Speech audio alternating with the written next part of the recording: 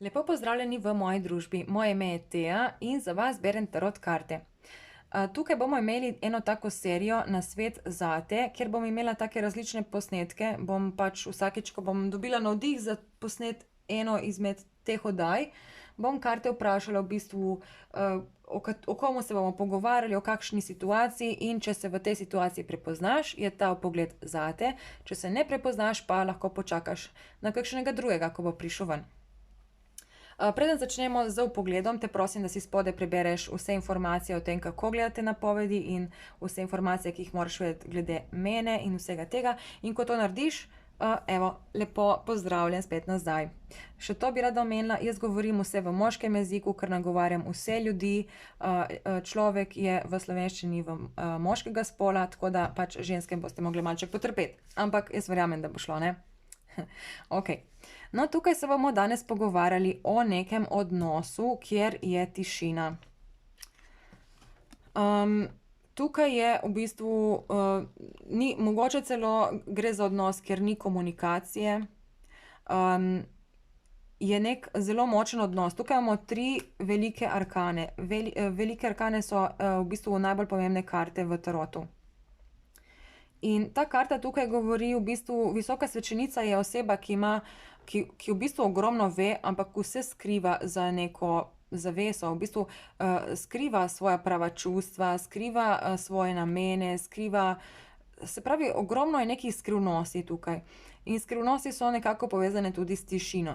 Tako da tukaj se pogovarjamo o odnosih, kjer ni komunikacije. Kjer ni komunikacije, ali pa to zdaj ne pomeni, da s to osebo ti sploh ne komuniciraš. Lahko je ta oseba v bistvu tvoj partner, ampak nekako imaš občutek, da v ozadju skriva neke stvari, ki kot mogoče nekako imaš občutek, da nekako je nekaj v ozadju, kar se skriva. Tako nekako, no. Zdaj na tvoji strani, to je v bistvu ženska energija, to je moška energija. Zdaj, kaj si ti kakšnega spola si, to ne igra nobene vloge. Lahko se nanašaš na to stran ali pa na to stran. Odvisno, v kakšnem odnosu si in kakšna je v bistvu oseba, s katero si v odnosu. Ker včasih so recimo ženske, ki operirajo bolj z moško energijo, in včasih so recimo kakšni moški, ki operirajo bolj z žensko energijo. Tako da tukaj imamo zdaj žensko energijo in tukaj imamo moško energijo. In ženska energija je tukaj v bistvu videti, da ta oseba nekako, ta oseba je nekako povezana s to osebo in ve nekako, mislim, ker tukaj se povezuje te barve modra, ne, in to mi tukaj nakazuje, da gre za neki odnos, ko ti že veš, da je to nekaj stabilnega, nekaj, kar ti hočeš, nekaj, kar je namenjeno. Ampak te skrivnosti, ne, tukaj pa je tale moška energija, papež. In ta papež v bistvu se zdi tako, da se briga bolj kot ne za svoje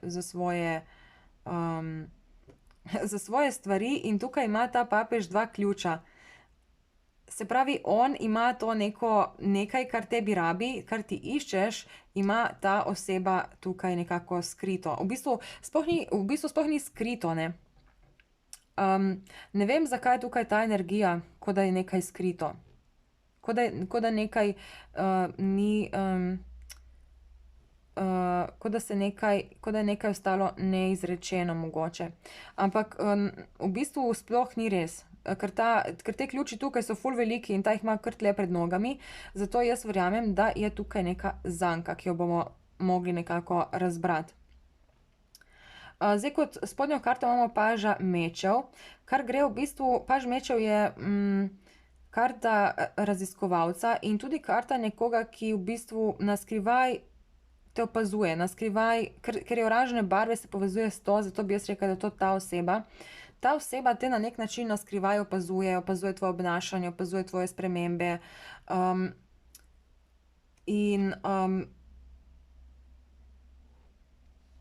In ja, v bistvu opazuje tudi, kar se tiče odnosa nekako, opazuje, kaj se dogaja.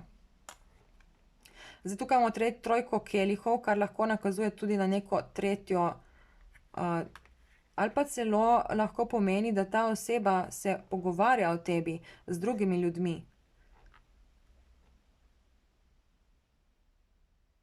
Zdaj pa, če pa si ti v nekem odnosu in je tukaj neka druga oseba, s katero imaš nek pač odnos, ki je pač, ne vem, da ni komunikacije med vama, potem te ta oseba spremlja in verjetno govori tudi s tabo o prijateljih. Ne vem, tako nekako vidim tle zdaj v teh kartah. Ok, ne vem, dajmo, evo, le kaj je spodaj ostalo, The Lovers. Se pravi, to gre v bistvu za nek, te dve osebe sta na nek način sorodni duši, ker imamo tle tole sodbo in tukaj visoko svečenico.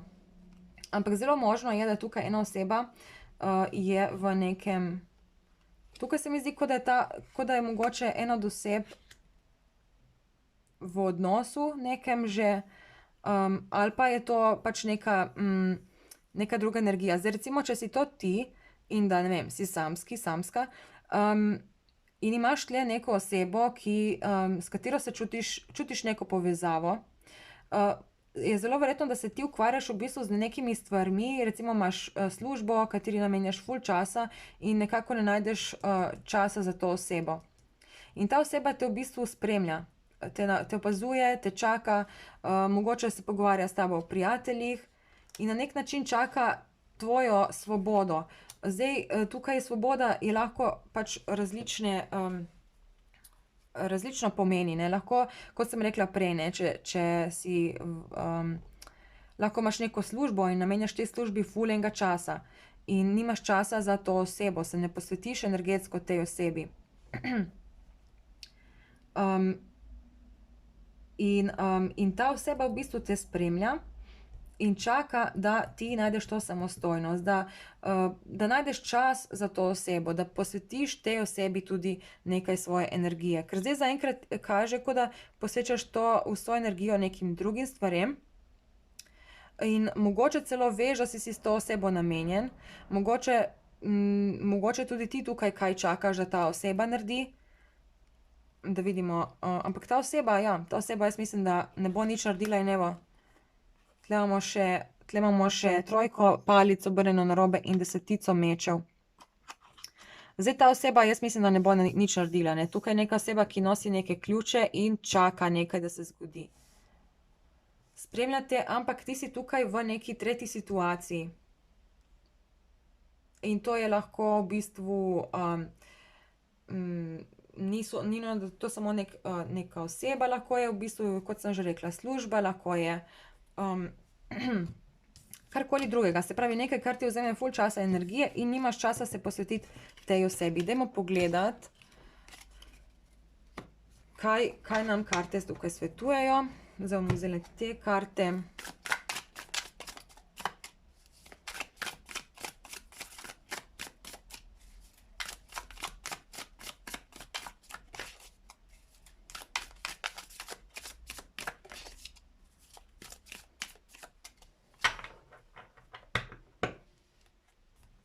Evo, 6 kelihov, povezava in tukaj imamo to 10 mečev. Se pravi, gre za neko, nekje se išče neka sprememba, tukaj se mora zgoditi neka sprememba. Ok, dajmo zdaj razdeliti na 3 kupčke. Glej, kaj imamo spet tukaj, paža mečev. Tega smo imeli že tukaj spodaj. Se pravi, gre za neko osebo, ki v bistvu te mogoče na nek način opazuje, spremlja, čaka, da se nekaj zgodi, čaka, da v bistvu, da se na nek način sprosti pot do tebe. In kot je videti, ker recimo tale ima ta meč čez usta in, mislim, tako čez obraz, in imam občutek, da je v bistvu to neka oseba, ki v bistvu nič ne komunicira s tabo, nič ti konkretno ne pove, da te opazuje, da čaka, da ne vem, karkoli. Na nek način tukaj imam občutek, kot da čaka, da se nekaj, pač nekaj, da se zgodi do konca, da se izpelje in potem, kot da bo pol pripravljena na naslednji korak. Dajmo pogledati zdaj 3 karte tukaj, da vidimo.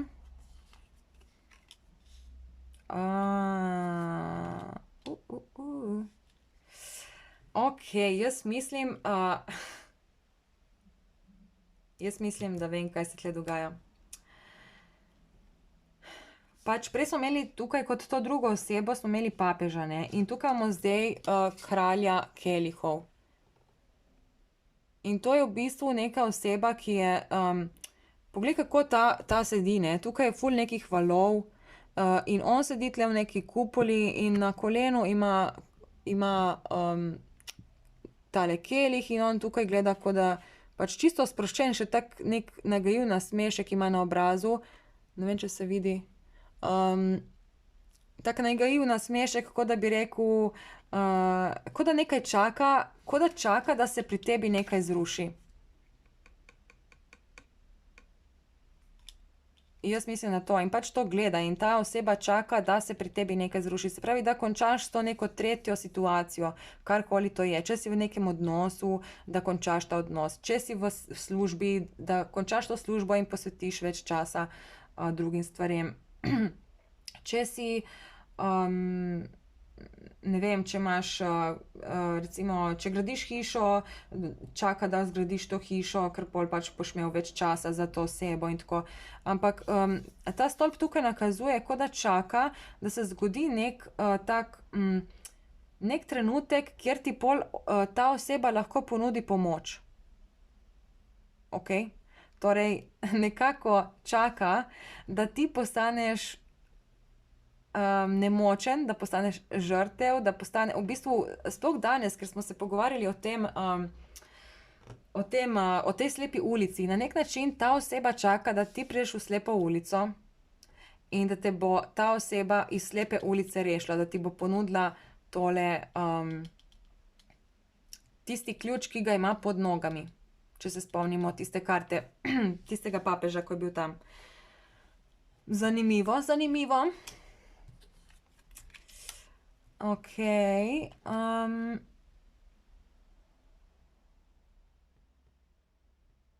aha. Zdaj dejstvo, da je prišla luna pod karto stolp, to sta spet dve karti iz velike arkane. Karta luna gre za stvari, ki jih ne moremo vedeti in tudi stvari, ki jih ne moremo kontrolirati. Karta luna je karta tistih obdobij, ko pač nekako veš, kam hočeš iti, vidiš svoj cilj, ampak pot do tja je ful dolga in nepredvidljiva in enostavno ne veš točno, ne vidiš poti naprej. Veš, kakšen je cilj, ampak recimo, kot da se greš ponoči voziti po svetu, ali ne vem, po neki pokrajini. Se greš voziti in je tema, ne. In pač veš, kam hočeš priti, ampak v bistvu vse, kar lahko narediš, je to, da greš meter po metru naprej, zato ker ne moreš videti cele poti, ampak vidiš samo toliko, kolikor ti pač tista luč od avta osvetli. In glede na to moraš iti ti sproti, moraš zaupati, da boš pravi čas našel pravi izhod, pravo pot, da boš zavil v pravo smer, ne. In tukaj tale papež, ne, ki smo ga imeli prej tukaj, se pravi ta oseba, ki te na nek način opazuje in spremlja na skrivaj, tale v bistvu se zdi, kot da ima v roki en kup enih, mislim, poglej, kako ta žonglira s temi stvarmi, kot da obvlada, ne, kot da obvlada nekaj, kar je ful težko. Se pravi, kot da obvlada, ne vem, nekako imam občutek, da čaka, pač enostavno čaka, da padeš in da te potem ta oseba pobere. In da ti potem ta oseba pokaže v bistvu, da ti pomaga nekako, tukaj nekako, pač vidim to rast, tukaj mi padejo ful v oči ti novci, ki so kar večji, večji in večji in večji, ne. On prinese nekaj in čaka, da bo, nekako imam tak občutek, kot da s tem, ko boš ti prišel v neko tako situacijo, kjer boš na nek način padel, ti bo ta oseba tukaj ponudila nekaj, za kar ve, da lahko ti iz tega narediš nekaj ful večjega. Ne vem. Zdaj to bo za vsakega seveda malček drugače. Jaz ne bom dajala primerov, jaz bi rada pustila, da si to vi sami interpretirate, kot začutite, da je prav, ampak definitivno je to nekaj zanimivega. Ta oseba ima za nas nekaj pomembnega in čaka, da bomo v bistvu prišli v to slepo ulico in da se bomo izgubili, zato da nam ona lahko pokaže luč in s tem bomo tudi v bistvu mi potem videli to osebo v dosti večji, pač bomo videli višjo vrednost te osebe in v bistvu se nam ta oseba samo hoče na nek način dokazati. Ne vem, nekako tako imam občutek. Dajmo zdaj še s temi kartami pogledati, da vidimo, če je še kakšno sporočilo.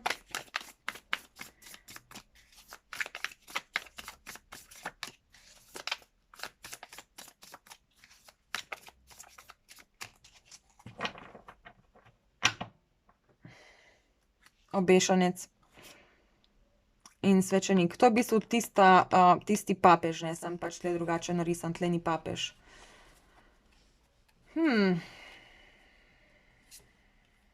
Ja, evo, točno to.